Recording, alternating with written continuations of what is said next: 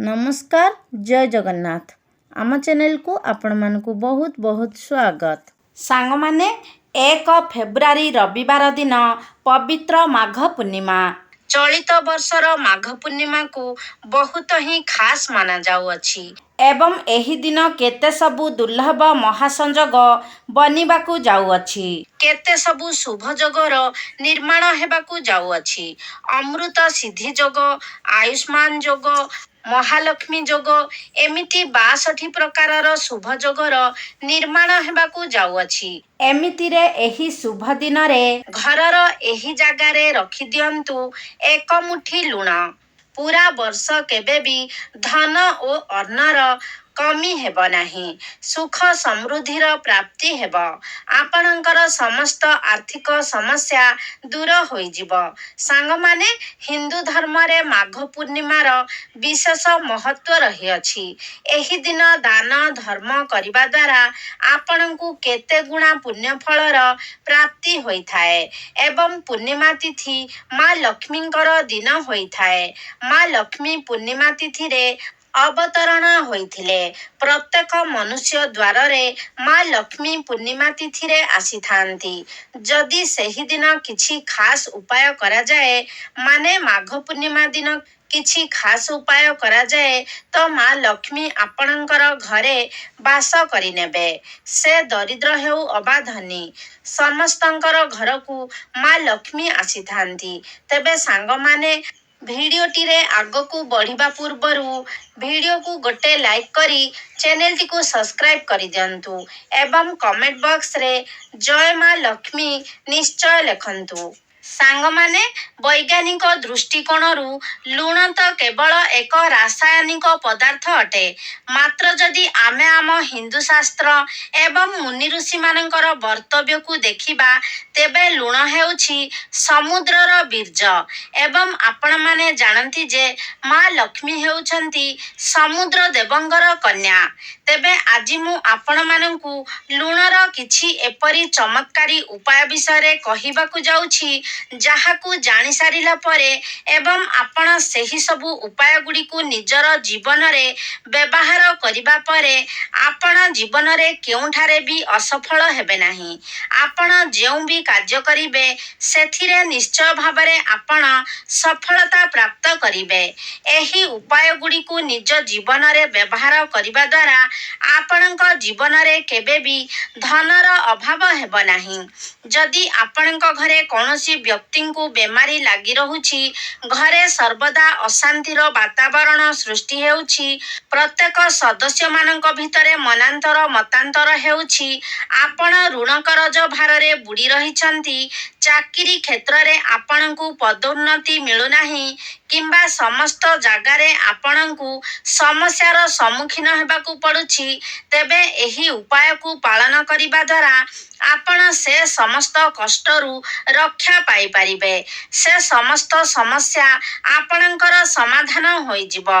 आपण मानंकू लागु थाई पारे जे लुण गोटिए साधारण जिनिस, मात्र सांग माने लुण भितरे एपरी चमत्कारी शक्ति रहिछि जाहाकू कि प्रत्येक व्यक्ति जानि नथांती एवं जदि आपण एही चमत्कारी शक्ति विषय रे जानिछंती तेबे जीवन रे आपण केबे भी धनर अभावर सम्मुखीन हेबे नाही।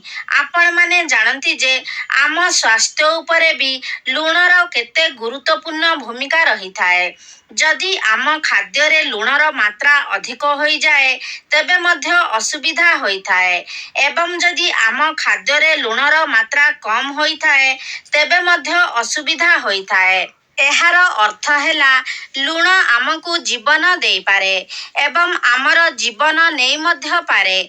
तेबे मु आजी आपण मानंकू एही भिडियो रे लुणर किछि ज्योतिष उपाय कहिबाकू जाउछि, जाहाकू जदि आपण निज जीवन रे प्रयोग करंती तेबे आपणकू जीवन रे केबे भी कौनसी कष्टर सामना करिबाकू पड़िबो नाही। तेबे सांग माने आपण माने जानती जे लुण विभिन्न प्रकारर रही थाए, जेपरि कि प्रथमे हेउछि संदेश लवण, जाहाकू कि आमे पहाड़िया लुण ଲୁଣ ଭାବରେ ଜାଣିଥାଉ। ଆଉ ଗୋଟିଏ ହେଉଛି ସାମୁଦ୍ରିକ ଲୁଣ, ଅନ୍ୟଟି ହେଉଛି କଳା ଲୁଣ ଏବଂ ଗୋଟିଏ ହେଉଛି ସାଧାରଣ ଲୁଣ। ମାତ୍ର ଜ୍ୟୋତିଷ ଶାସ୍ତ୍ରରେ ଲୁଣକୁ ଚନ୍ଦ୍ର ଏବଂ ଶୁକ୍ରଙ୍କର ପ୍ରତୀକ ଭାବରେ ମାନା ଯାଇଥାଏ। ଅନେକ ଲୋକ ଲୁଣକୁ ରାହୁଙ୍କର ମଧ୍ୟ ପ୍ରତୀକ ଭାବରେ ମାନିଥାନ୍ତି। ସେଥିପାଇଁ ଲୁଣର ପ୍ରୟୋଗ କରି ଆପଣ ସମସ୍ତ ଦୁଷ୍ଟ ଗ୍ରହମାନଙ୍କୁ ଶାନ୍ତ ମଧ୍ୟ କରିପାରିବେ। ଜ୍ୟୋତିଷ ଶାସ୍ତ୍ର ଅନୁସାରେ ଲୁଣକୁ ଚନ୍ଦ୍ର ଏବଂ ଶୁକ୍ରଙ୍କର ପ୍ରତୀକ ଭାବରେ ମାନା ଯାଇଥାଏ। ସେଥିପାଇଁ ଯଦି ଆପଣ ଲୁଣକୁ କୌଣସି ଷ୍ଟିଲ୍ କିମ୍ବା ଲୁହାର ଡବାରେ ରଖୁଛନ୍ତି, ତେବେ ଏପରି କରିବା ଦ୍ୱାରା ଚନ୍ଦ୍ର ଏବଂ ଶନିଙ୍କର ମିଳନ ହୋଇଥାଏ, ଯାହାକି ଅତି ଅମଙ୍ଗଳକାରୀ ହୋଇଥାଏ ଏବଂ ଏହା ଆପଣଙ୍କ ପାଇଁ ଘାତକ ମଧ୍ୟ ହୋଇଥାଏ। ଯଦି ଆପଣ ନିଜ ଘରେ ଷ୍ଟିଲ୍ କିମ୍ବା ଲୁହା ଡବାରେ ଲୁଣ ରଖୁଛନ୍ତି, ତେବେ ଏହା ଆପଣଙ୍କ ଘର ପାଇଁ ଅତ୍ୟନ୍ତ ଅମଙ୍ଗଳକାରୀ ହୋଇଥାଏ। ଏହା ଆପଣଙ୍କ ଗୃହରେ ରୋଗ ଏବଂ ଶୋକ ବୃଦ୍ଧିର କାରଣ ହୋଇଥାଏ। ଆପଣମାନେ ଲୁଣକୁ ପ୍ଲାଷ୍ଟିକ ଡବାରେ ମଧ୍ୟ ରଖିବା ଉଚିତ ନୁହେଁ। ସବୁଠାରୁ ଭଲ ଜିନିଷ ହେଉଛି କାଚର ଡବା। ଆପଣମାନେ ଯଦି ଲୁଣକୁ କାଚର ଡବାରେ ରଖନ୍ତି, ତେବେ ଲୁଣର କୌଣସି ଖରାପ ପ୍ରଭାବ ଆପଣଙ୍କର ଗୃହ ଉପରେ ପଡ଼ିନଥାଏ। ସାଙ୍ଗମାନେ, ଜାଣତରେ ଅଥବା ଅଜାଣତରେ ଯଦି ଆପଣଙ୍କ ହାତରୁ ଲୁଣ ତଳେ ପଡ଼ିଯାଏ କିମ୍ବା କୌଣସି ଜାଗାରୁ ଲୁଣ ତଳେ ପଡ଼ିଯାଏ, ତେବେ ଏହା ଅତ୍ୟନ୍ତ ଅଶୁଭ ହୋଇଥାଏ। ଆପଣମାନେ ଜାଣନ୍ତି ଯେ ଯଦି ଲୁଣ ତଳେ ପଡ଼ିଥାଏ, ତେବେ ଏହା ଆପଣଙ୍କ ଗୃହରେ ଋଣ ବଢ଼ାଇବାର କାର୍ଯ୍ୟ କରିଥାଏ ଏବଂ ଘରେ ଅନ୍ୟାନ୍ୟ ସମସ୍ୟା ମଧ୍ୟ ଉତ୍ପନ୍ନ ହୋଇଥାଏ। ଅନେକ ବ୍ୟକ୍ତି ଲୁଣ ନେବା ପରେ ଲୁଣ ହାତକୁ ବସ୍ତ୍ରରେ ମଧ୍ୟ ପୋଛି ଦେଇଥାନ୍ତି। ମାତ୍ର ଏପରି କରିବା ମଧ୍ୟ ଉଚିତ ନୁହେଁ। ଯଦି ଲୁଣ ତଳେ ପଡ଼ିଯାଏ କିମ୍ବା ଆପଣଙ୍କ ହାତରେ ଲାଗିଥାଏ, ତେବେ ଆପଣ ହାତକୁ ଧୋଇ ଦିଅନ୍ତୁ ଏବଂ ତଳେ ପଡ଼ିଥିବା ଲୁଣକୁ ସଫା କରି ପୋଛି ଦିଅନ୍ତୁ। କିନ୍ତୁ କେବେ ବି ତଳେ ଲୁଣ ପକାନ୍ତୁ ନାହିଁ କିମ୍ବା ନିଜର ପିନ୍ଧା ବସ୍ତ୍ରରେ ଲୁଣକୁ ପୋଛନ୍ତୁ ନାହିଁ। ଏପରି କରିବା ଅତ୍ୟନ୍ତ ଅମଙ୍ଗଳକାରୀ ହୋଇଥାଏ। ଆପଣଙ୍କ ଗୃହରେ ଏପରି କରିବା ଦ୍ୱାରା ବିଭିନ୍ନ ପ୍ରକାର ସମସ୍ୟା ଉତ୍ପନ୍ନ ହୋଇଥାଏ। ଏପରି କରିବା ଦ୍ୱାରା ଆପଣଙ୍କର ଚନ୍ଦ୍ର ଏବଂ ଶୁକ୍ର ଗ୍ରହ ଦୁର୍ବଳ ହୋଇଯାଇଥାନ୍ତି। ଯଦି ଆପଣଙ୍କ କୁଣ୍ଡଳୀରେ ଚନ୍ଦ୍ର ଦୁର୍ବଳ ହୁଅନ୍ତି, ତେବେ ଆପଣଙ୍କର ପାରିବାରିକ ସୁଖରେ ଆଘାତ ଘଟିଥାଏ ଏବଂ କୁଣ୍ଡଳୀରେ ଶୁକ୍ର ଗ୍ରହ ଦୁର୍ବଳ ହେବା ଦ୍ୱାରା ଆପଣଙ୍କର ଧନହାନି ହୋଇଥାଏ ଏବଂ ଗୃହରେ ଆର୍ଥିକ ସମସ୍ୟା ଉତ୍ପନ୍ନ ହୋଇଥାଏ। ଆପଣମାନେ ଜାଣି ରଖିବା ଉଚିତ ଯେ କେବେ କୌଣସି ବ୍ୟକ୍ତିଙ୍କର ହାତକୁ ସିଧାସଳଖ ଭାବରେ ଲୁଣ ଦେବା ଉଚିତ ନୁହେଁ। ଆପଣ ଏପରି କରିବା ଦ୍ୱାରା ସେହି ବ୍ୟକ୍ତି ଏବଂ ଆପଣଙ୍କ ମଧ୍ୟରେ ସମ୍ପର୍କ ଖରାପ ହେବାର ସମ୍ଭାବନା ରହିଥାଏ। ତେବେ ସାଙ୍ଗମାନେ, ଆପଣଙ୍କ ଗୃହରୁ ଦରିଦ୍ରତା ଦୂର କରିବା ପାଇଁ ଏବଂ ମା ଲକ୍ଷ୍ମୀଙ୍କୁ ପ୍ରସନ୍ନ କରିବା ପାଇଁ ଆପଣ ଗୁରୁବାର ବ୍ୟତୀତ ଅନ୍ୟ ସମସ୍ତ ଦିନଗୁଡ଼ିକରେ ନିଜ ଘରକୁ ପାଣିରେ ଲୁଣ ମିଶାଇ ସେହି ପାଣିରେ ନିଜ ଘରେ ପୋଛା ଲଗାଇବା ଉଚିତ। ଏପରି କରିବା ଦ୍ୱାରା ଆପଣଙ୍କ ଗୃହର ସମସ୍ତ ନକାରାତ୍ମକ ଶକ୍ତିଗୁଡ଼ିକ ନଷ୍ଟ ହୋଇଯାଇଥାଏ। ଆପଣମାନେ ଜାଣନ୍ତି ଯେ ଆମ ଘରକୁ ପ୍ରତିଦିନ ବିଭିନ୍ନ ଲୋକ ଯିବା ଆସିବା କରିଥାନ୍ତି ଏବଂ ସେମାନଙ୍କ ପାଦରେ ଯେଉଁ ଧୂଳି ଆସିଥାଏ, ତାହା ଆମ ଗୃହରେ ନକାରାତ୍ମକ ଶକ୍ତି ସୃଷ୍ଟି କରିଥାଏ। ସେହି ନକାରାତ୍ମକ ଶକ୍ତିକୁ ଦୂର କରିବା ପାଇଁ ଆପଣ ପ୍ରତିଦିନ ପାଣିରେ କିଛି ଲୁଣ ମିଶାଇ ଘରକୁ ପୋଛା ଲଗାଇବା ଉଚିତ। ଏପରି କରିବା ଦ୍ୱାରା ଆପଣଙ୍କ ଗୃହ ପବିତ୍ର ହୋଇଯାଇଥାଏ ଏବଂ ସମସ୍ତ ନକାରାତ୍ମକ ଶକ୍ତିଠାରୁ ମୁକ୍ତ ହୋଇଯାଇଥାଏ, ଯାହାକି ମା ଲକ୍ଷ୍ମୀଙ୍କର ଆଗମନର ବାଟ ମଧ୍ୟ ଫିଟାଇ ଦେଇଥାଏ ଏବଂ ଏହା ସବୁଠାରୁ ଭଲ ଉପାୟ, ଯାହାଦ୍ୱାରା ଆମେ ମା ଲକ୍ଷ୍ମୀଙ୍କୁ ପ୍ରସନ୍ନ କରିପାରିବା। ତେବେ ସାଙ୍ଗମାନେ ଆଉ ଗୋଟିଏ ଉପାୟ ହେଉଛି, ଯଦି ଆପଣ ନିଜ ଗୃହରେ ଧନର ବୃଦ୍ଧି କରିବା ପାଇଁ ଚାହୁଁଛନ୍ତି, ତେବେ ଆପଣ ଗୋଟିଏ କାଚ ଗ୍ଲାସରେ ପୂର୍ଣ୍ଣ କରି ପାଣି ନିଅନ୍ତୁ ଏବଂ ସେହି ପାଣିରେ ଆପଣ ଗୋଟିଏ ଚାମଚ ଲୁଣ ମିଶାଇ ସେହି ଗ୍ଲାସକୁ ନେଇ ଘରର ଗୋଟେ କୋଣରେ ରଖି ଦିଅନ୍ତୁ। ଏପରି କରିବା ଦ୍ୱାରା ମା ଲକ୍ଷ୍ମୀ ଅତ୍ୟନ୍ତ ପ୍ରସନ୍ନ ହୋଇଥାନ୍ତି ଏବଂ ଆପଣଙ୍କର ଧନରେ ବୃଦ୍ଧି ହୋଇଥାଏ।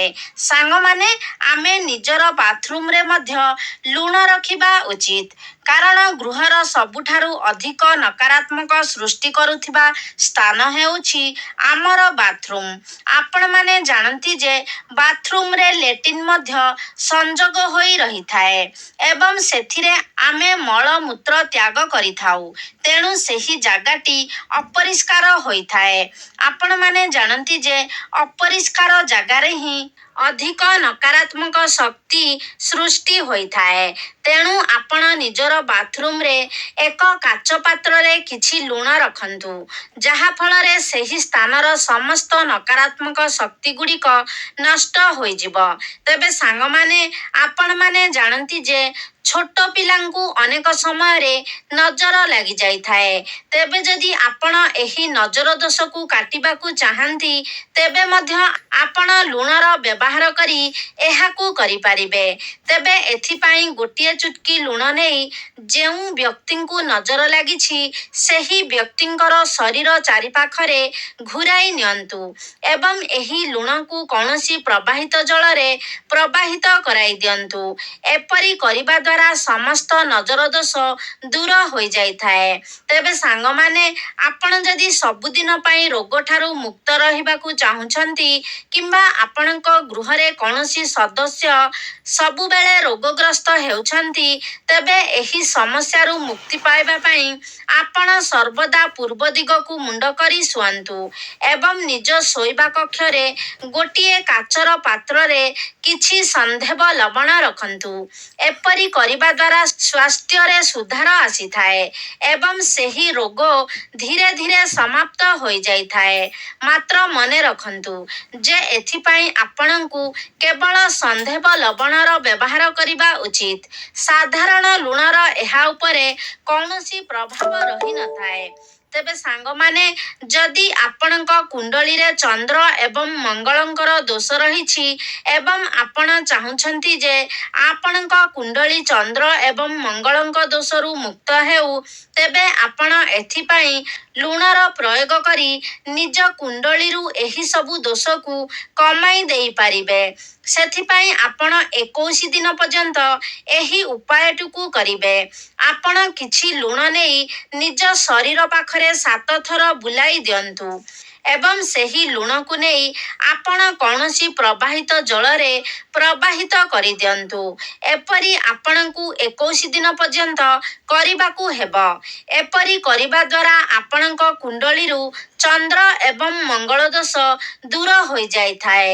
ସାଙ୍ଗମାନେ, ଆପଣ ଯଦି ସବୁବେଳେ ମାନସିକ ଚିନ୍ତାରେ ରହୁଛନ୍ତି, ଆପଣଙ୍କୁ ସବୁବେଳେ ଅସ୍ତବ୍ୟସ୍ତ ଲାଗୁଛି ଏବଂ ଆପଣ କେବେ ବି ନିଜ ଭିତରେ ସ୍ଥିରତା ଅନୁଭବ କରିପାରୁନାହାନ୍ତି, ତେବେ ଏଥିପାଇଁ ଏହି ସବୁ ସମସ୍ୟାର ସମାଧାନ ପାଇଁ ମଧ୍ୟ ଆପଣ ଲୁଣର ପ୍ରୟୋଗ କରିପାରିବେ।